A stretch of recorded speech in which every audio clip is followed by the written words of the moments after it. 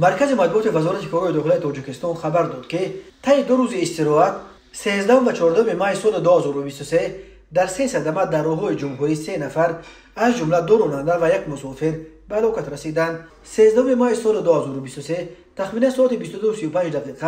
راننده افت-ماشین بارکش تمغه دولان نوریدینوف سوراب سال تولدش 1978 ساکن شهر وحدت هنگام حرکت از سمت شهر وحدت به سمت شهر دوشنبه در کیلومتر 13 راه ماشینگرد دوشنبه کلوب خوروغ از عهده اداره واسطه نقلیات نبرآمده با صورت بلند به افت-ماشین در کنار راه ایستاده تمغه مرسدس بنز تحت اداره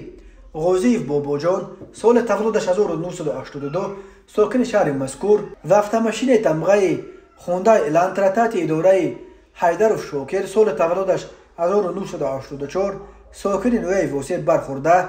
سپس از راه کلان ماشینگر برآمده چپ شده است. در نتیجه راننده افت-ماشین تمغه مرسدس بنز غازیف در جای حادثه به هلاکت رسیده است. 13 مای سال 2023 تخمین ساعت 19:30 راننده افت-ماشین تمغه ماز 63 آچلوف اهرانجان سال تولدش 1997 ساکن شهر استرافشان هنگام حرکت در شورای دوشنبه چنوق در حدود دایره عینی از عهده اداره واسطه نقلیات نبرآمده به قسمت راه به سنگپاره‌های کنار راه برخورده است. در نتیجه مسافر افت-ماشین مذکور آچلوف دلشاد سال تولدش 2004 ساکن شهر استرافشان جراحت وزنی جسمانی برداشته در بیمارخانه به هلاکت رسیده است. 14 مای سال 2023 تخمین ساعت 13:30 راننده موتورسیکل بارکش تمغه خوندای قادرف سفرعلی سال تولدش 1989 ساکن نویه همدانی هنگام حرکت از سمت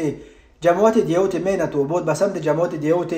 دشت گلها از عهده اداره واسطه نقلیات نبرآمده موتورسیکلش را به کنار راست راه به جایبار آبگذر چپه نموده در جای حادثه به هلاکت رسیده است. وزارت کارهای داخلی گفت اوایل بین حادثه ها تحقیقات ادامه دارد.